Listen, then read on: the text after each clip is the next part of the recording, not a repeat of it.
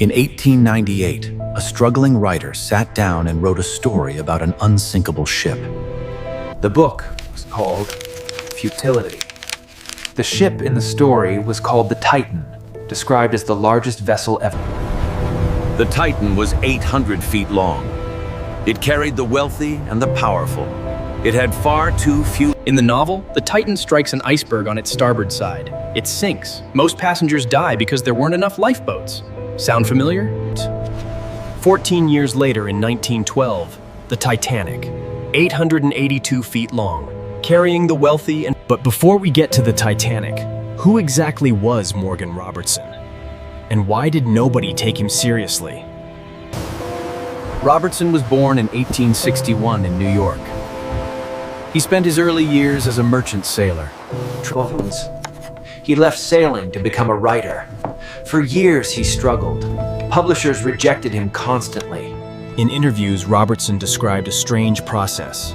He never felt like he was inventing his stories. He felt like he was receiving them. In 1898, he published Futility, a short novel about a ship named Titan. In Robertson's novel, the Titan was described as 800 feet long, weighing 75,000 tons. The Titan carried 24 lifeboats, not nearly enough for its passengers. The Titanic carried 20 lifeboats.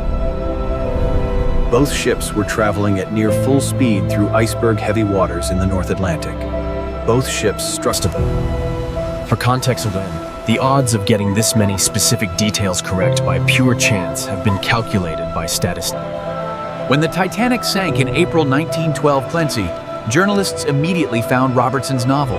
Within days, it was... Robertson was suddenly famous, but not in the way he wanted. Journalists hunted him down, demanding explanations. He had none to give. Researchers began digging through everything Robertson had ever written.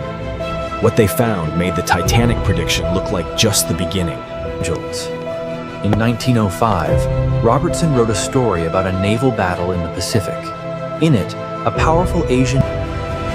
On December 7th, 1941, 36 years after Robertson wrote that story, the Japanese... The parallels to Robertson's story were so specific that military historians documented them officially. In his final years, Robertson gave very few interviews. In the ones he did give, he sounded less like a man. In March 1915, Morgan Robertson checked into a hotel room in Atlantic City, New Jersey. By this point in his life, Robertson was deteriorating. The fame from the Titanic connection brought him no money and no peace. The next morning, a hotel worker found him. Robertson was dead, standing upright against the wall. To this day, no confirmed medical explanation exists for how Morgan Robertson died. The position in which he was... So what do we make of all this? A merchant sailor turned writer. No formal scientific education, yet he predicted the specific dimensions, speed, location, month, cause, and death toll of the deadliest peacetime maritime disaster in history. 3 explanations have been proposed over the years. The first, pure coincidence. The statisticians already dealt with that one. The third explanation is the one nobody in the scientific community will officially endorse, but nobody has been able to fully dismiss either.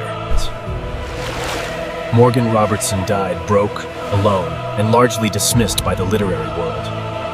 He left... Was Morgan Robertson just a writer with an extraordinary imagination? Or was he something else entirely?